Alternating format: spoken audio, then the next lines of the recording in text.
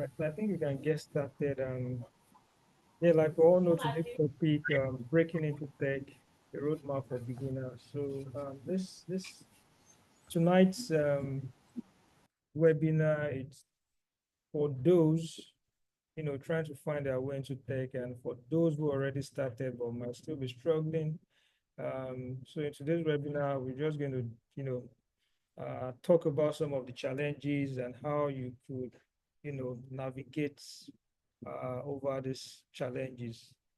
Um, yes, so our agenda for tonight, we'll be looking introduction to the tonight's webinar, why most beginners struggle and how you won't. We talk about clarity, capabilities, consistency, soft skills that are required, and what we try to stop you and how to go about it, and final advice. Then we dive into Q&A. Then one interesting part, there'll be short quiz at the end of tonight's webinar, just 10 questions from everything we've discussed tonight, just to make it fun and engaging. So tech is no longer a field reserved for coding geniuses or maths prodigies. So many of us, when we hear tech, a lot of us, even me before I came into tech, when I hear tech, the only thing that comes to my mind is coding, developers, those guys that write codes. And trust me, tech is beyond that. Um, many of us coming from, a non-tech background, or just curious about what tech really is, or what are the, different areas of tech. This tonight webinar is going to, open us up to other opportunities in tech, other areas in tech, and let us see that it's beyond just coding. So over the years too, when people reach out, I want to dive into tech, I want to start tech, or they ask me about software testing, questions I usually hear is, does software testing requires coding? Because many of us, we don't like coding. Me, for example, I tried coding back then, but as at then, my head was not, ready for it, and I chickened out. Then I came into software testing, and after years in the testing industry, I began to code. I began to learn automation. So um, I decided to just put a table here for us to see different types of tech role. So you can see it's not just software development. Tech is not just, for the developers, and broken them down into, for software development, we have the front end, the back end, the mobile app, and the full stack developer. So it's important that we all know some of these tech roles. And as we progress, we also try to, um, give you some tips on how you could probably tell which one uh, you can, dive into. So we have software development, quality assurance, product and project management, data and analytics, UI, UX. We also have DevOps, cybersecurity, technical support, and IT. These are different tech roles, and you can see that tech is broad and there's enough room for everyone that wants to dive into tech. Um, so it says there that you don't need to be the smartest, you just need to be consistent. This attributes to many of us. Starting tech or coming into tech, we're not smart. You see a lot of tech guys telling you they studied one educational course or one unrelated course to tech while in university. Well, I studied maths. I never did anything tech. I wasn't smart when I entered tech. I didn't know anything about tech then. I told you guys yesterday, I got my first job without any prior knowledge in software testing. You get so, but the key thing here is that whoever you are, wherever you're starting from, what gets you to the finish line is to be consistent. You don't give up, and there's enough space in tech, like I said earlier. Once you identify that tech field, that tech area, or that tech career that you want to dive into, you just have to keep at it and be consistent. Now, let's talk about why most beginners struggle and how you won't. You know, um, a lot of us have tried tech even before now, and we dropped out at some points. We left it, and here are some of the reasons. Um, excuse me. The first point here says they try to learn everything. This was my story to when I started. I wanted to learn everything on the go until one of my mentor then, had to lecture me, tell me why I shouldn't learn too many things at once, and I had to pick it one after the other. So because many of us don't have proper guidance, we try to learn everything, learn multiple things at once, and this can be overwhelming sometimes. You get. Now, another point says here, lack of community or support, and these are feedback too I've gotten from people why they couldn't continue is because they are not getting support, nobody to, mentor, guide them while they are learning on their own. Learning on your own can be very taxing, can be very demanding, can be very frustrating sometimes, but it's easier when you have someone to guide you. So imagine I've seen a lot of people trying to come into tech and they're trying to learn on their own, but not everybody has that capacity to learn on their own and go through all the um, difficulties that comes with it. Um, so the third point here says they keep switching focus. Yeah, this also happens, for someone that's not properly guided or is new in the tech industry, is just trying, okay, let me try QA. I'm not sure about QA. It's like QA is not playing, let me test them, development, they keep switching focus, and at the end of the day, they get nothing out of it. Next is fear of failure and imposter syndrome. I've seen this a lot, many people that have come in contact with, like, interviewing them and trying to know why. I could sense fear, I could sense lack of confidence, I could sense imposter syndrome from their feedback. So these are some of the factors that, why some of us struggle to, get into tech. Next is they feel alone and they compare themselves to others. Like I said earlier, when you try to, walk this path alone, it comes with a lot of challenges and difficulties. And it takes, let me use the word, is strong to, come out of it and conquer whatever comes their way. Um, some of us, including me, so most of the things I learned, coming into tech, I had to learn on my own. I had to go through that path on my own, but I thank God we are able to come out strong. Um, then next says they don't know what they are working towards. Yeah, because again, when there's no proper enlightenment, there's no proper guidance, there's no, or you didn't do a proper research, you just hear that tech is paying, or tech is this, tech is that, and let me just pick any tech role and dive into it. And at the end of the day, it becomes frustrating and you couldn't, continue. So there are some cases where people don't even know what they are working toward. And most times when people come to me to seek advice, how do I get into tech? And we get there, some of the things I look out for, I ask or I, check in people before I can tell if this is the path that my, go with you. So last year says life pressure. I think this is very common. They can't afford to wait for delayed returns, especially those that are looking for quick money. Let me just learn tech in 1 month and start earning millions the following month. It doesn't really work this way, you know. Um, Life requires stability, and tech can take months before paying off. So I know everybody's level of assimilation differs. There's a grace factor, there's your own inputs, the demands and all. And the same training that people come for or learnings, not everybody gets their first job at the same interval you get.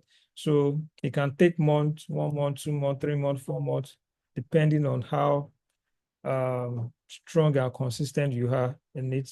So now that we've talked about some of the reasons why most beginners struggles to get into tech, now let's look at some of the solutions. You know, today's roadmap is built around three pillars, which is clarity, capability, and consistency. Those are the three pillars. I included communities here. Reason why it's just because of the pointers that says people lack community and support. But to this roadmap, we are looking at uh, three pillars, which is clarity, capability, and consistency. So for clarity, it's just to help you choose your paths. For capability, it helps you scale up smartly. And for consistency, it keeps you going even when it's hard. So let's look at each one. Now, clarity. Here we said choose your paths based on you, based on who you are. So ask yourself, am I analytic or creative? Do I enjoy organizing people or solving puzzles? It speaks to you, what you like doing, and things you enjoy doing outside of tech. So you can see three questions there, like says, am I the analytical type or creative type? Do I like organizing people, solving puzzles? Do I like visual system, data, or writing? Your strengths don't disqualify you from tech. They help you find a fit in tech. So when I talked about when people reach out and seek advice on which tech part do you think I should, dive into, I don't have an answer. The only thing I can do is check you, let's ask some questions, let's know what you like. Probably this can point us to the tech, part that might fit you. So that's on clarity. Now, looking at this decision framework on clarity, sorry, I need to clear my Slack. Yeah, sorry about the background noise. So, we've talked about clarity, like asking yourself questions. Now, let's look at this decision framework table. Pick a starting role, explore three beginners videos, choose 1, 2 to try, see how you feel. Now, if you love, for example, if you love fixing problems, you might try QA testing or support for an individual, because like yesterday, I talked about finding something you enjoy, something you love, not something you struggle on. So another line says here, if you love building system, maybe you love mathematical equations, building system, it could be development or cybersecurity that fits you, you know. Imagine someone that doesn't really like building system or solving complex applications, complex stuff, and you now advise such individuals to do dev, they are going to struggle. I don't know if Ruben is on the call. I remember when he came to learn, he was advised to dive into development. I think he did it for almost a year. And this guy was consistent, but he was struggling, until we, had conversations with him and, okay, will you try QA testing? And ever since then, he has been enjoying testing and, doing his thing, you get.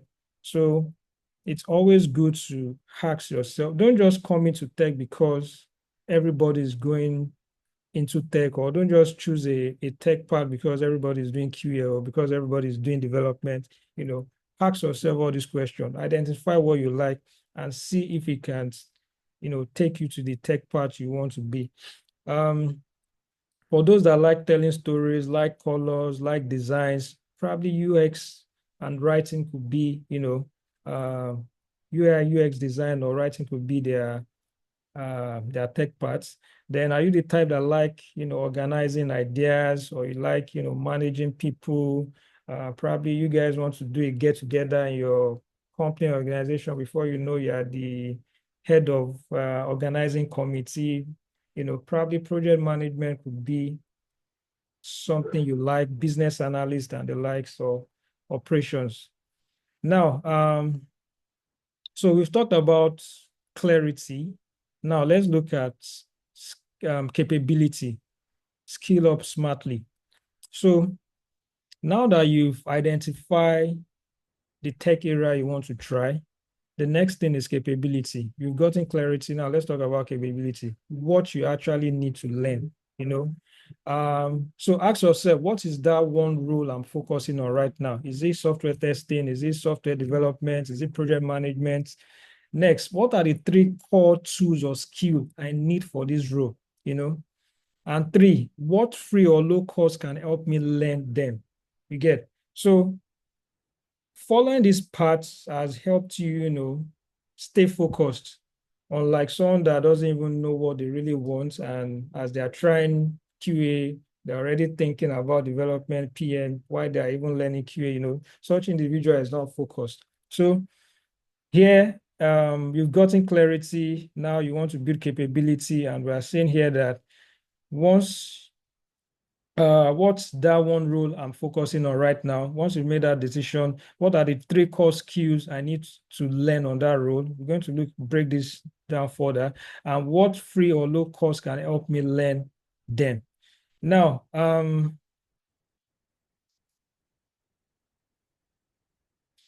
yeah, uh, so I took time to also create a table for different roles and tools you might need to learn as a starter or as a beginner, So you only need one course, one tool, and probably 1 hour a day to get started. Ignore the noise, just focus. Now, as a QA tester, for example, what do you need to learn as a starter? Software development lifecycle, software testing lifecycle, Jira, which is a project management tool, and manual testing. And this you can learn in 2 to 3 months.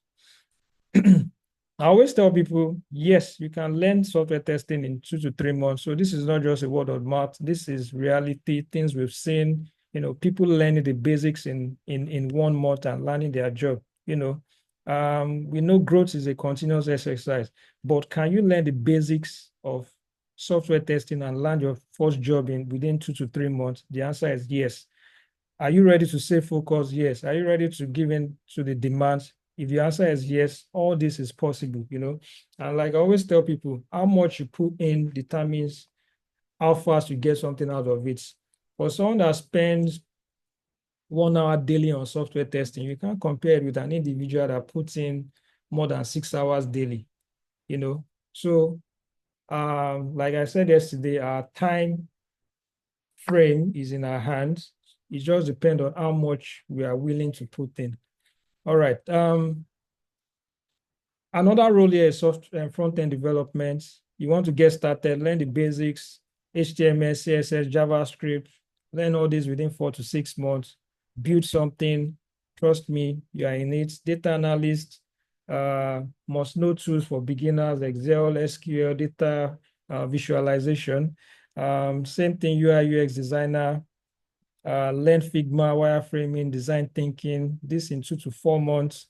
Product manager, learn tools like Jira, Notion for documentation, and your problem solving skills, all this you can put together in 3 to 5 months. Cybersecurity analyst, learn networking basics, security principles, 6 to 12 months. DevOps engineer, also need to learn Linux, GitHub, cloud, CI/CD tools, time to get job ready, 6 to 12 months as well. So again, a reminder, you only need one course, one tech part, one tool, and 1 hour a day to start. And it now depends on how much you can put in. Like I said, the more you put in, the faster you get out of it. So we've talked about clarity, we've talked about capability, and the most important part of it, the final one, is consistency, building experience and getting hired, So yeah. So while you are, training, learning, building capacity, acquiring skills, knowledge, and all, um, we need you to be consistent, and you can set a 3-month roadmap for yourself. Say month one, the goal is to get clarity and learn the basic skills, building your foundation. And what are the action items? Choose one role, learn the basics, join one free course, try one, two. Month two, build something real. You can build a project based on things you've learned. Create a portfolio for yourself. Test real app. Like for software tester now, you've learned all the basics of manual testing. Month two, start testing real apps, and while doing so, you can also start it helps you create your portfolio and having, worked on project and all. And month three, this is where you now polish and start applying, update your LinkedIn, your resume, apply to 5 jobs weekly if possible, seek volunteer gigs. And this is another part I always encourage people. Once you've acquired some skills, some basic skill, you can seek volunteer gigs, volunteer role. Hey, I want to work for you and I don't need to pay me. What you need is experience. Like I said yesterday, experience speaks louder than chasing, money up and down. Just grow yourself, get the necessary skill, and the job will run after you. So moving on, soft skills you need, which are non-negotiable. I shared with her yesterday how I almost lost my job because I lack soft skills. And trust, in today's hiring, there are stages of interviews. Most companies, you might do the HR first stage, then probably speak to one person, do some technical interview. You agree with me that culture fit is usually the last or the one before probably the CEO. Even the CEO will ask you culturally fit. And you see people that have, done well, excellent in their technical skills and capability, but when it comes to cultural fit interview, they flop, you know. So I'll give you an example. I have two individual. One is technically skilled but lacks soft skill, and one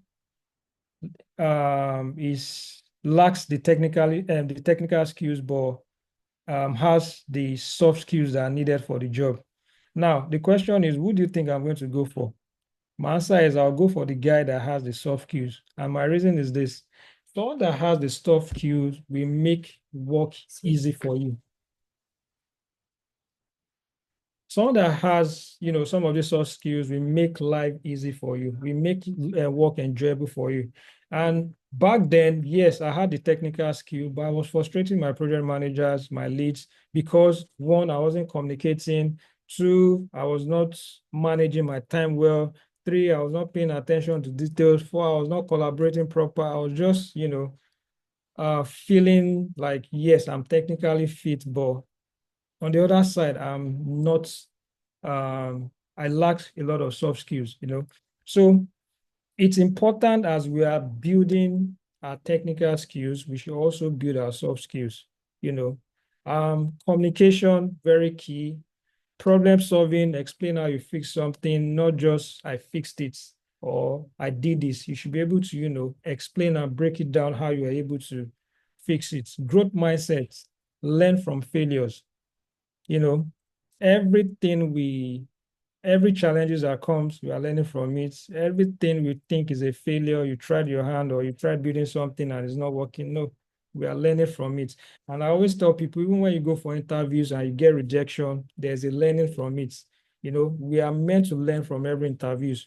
What did I not do well? What question did I not answer well? This builds us up. Collaboration, see tech as a team sport. You must work well with others. So for those of us that are not good with, working with people in tech, collaboration is key. See it as a game of, football where you have 11 players and everybody needs to work hand in hand so that they can win. Attention to details, small mistake can cause big issue. So as a tech person, you must learn how to pay attention. You must be attentive, get it right, ask questions if you need to ask, you know. Um, Yeah, then time management, learn how to prioritize your tasks, meet deadlines, and stay productive. Critical thinking, don't just follow instruction, understand why. Be curious. Empathy and creativity. Here, empathy means understand user needs and team dynamics. So don't just work on scripts or documentations. You need to understand what the user needs are. Creativity here just speaks to thinking outside of the box. Again, don't just dwell on documentation or instructions. You must go think outside of the box, things beyond what is given. And yes, so that's on soft skills. Now, moving on, what we try to stop you and what to do about it. These are obstacles that might come your way, and these are proposed solutions to each obstacle. When you feel overwhelmed too much, uh, overwhelmed from too much info, just stick to one role, one platform, one to block out every other thing else. My early days in Conga, then I remember I was just so eager. I want to learn everything at a go, but I realized I was not making progress. I was just on a spot. I have a very fine timetable. Day one, let me focus on Android Studio. Day two, let me pick up security. But I just realized for like 2 months, I was not really making progress until my mentor asked me to stick to one, perfect on one, then jump to the next. Yes, so next is imposter syndrome. Um, so here everyone feels this. Yeah, we all did. Actions build confidence. You don't need to be perfect. Just keep progressing, keep building, and the better you become, the more confidence you become. Uh, Fear of being behind. Your timeline is yours. Most of the tech world is made up of late bloomers, so don't feel behind. Just as long as you're progressing, you're moving forward. I think one thing I was able to learn in my early days is I'm not in competition with anybody. Um, I'm not in competition in it with anybody. Yes, everybody, we're all running a race and we all have our destination. Everybody's running his or her own race. I'm not competing with anybody. I think this helped me, with changing my mindset. Like, if I have any knowledge, I can easily share, I can easily dish it out because, again, I'm not competing with you, you get. So, don't feel behind, just keep pushing forward. Discouragement from rejection.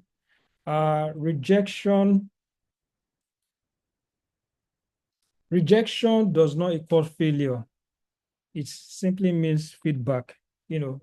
So tweak and keep applying. Just like say, for example, if you go for interview and you go rejected, it doesn't mean you failed. It's just a feedback, and you need to rework on yourself, get better, and apply for the next. Lack of support. If you feel you're alone, you're not getting support, join communities. There are a lot of communities on WhatsApp, Telegram, LinkedIn, Twitter. So don't go solo. um, yeah, I think we're on track. So final advice, breaking into tech isn't a race, it's a journey. You don't need a computer science degree. What you need is curiosity, consistency, and commitment. The tech world is vast and there's a place for every one of us in it. Whether you are starting from scratch, switching career, let your why keep you moving. Why am I coming into tech? Why am I even picking up this role? Let it keep you moving, and your how evolves as you grow. People already raising now. So your background doesn't limit you, your mindset does. Very important. Your background doesn't limit you, whether you're from Sokoto or from Kenya or from UK, or you're Yoruba or you're Hausa or it doesn't limit you. It's your mindset that does.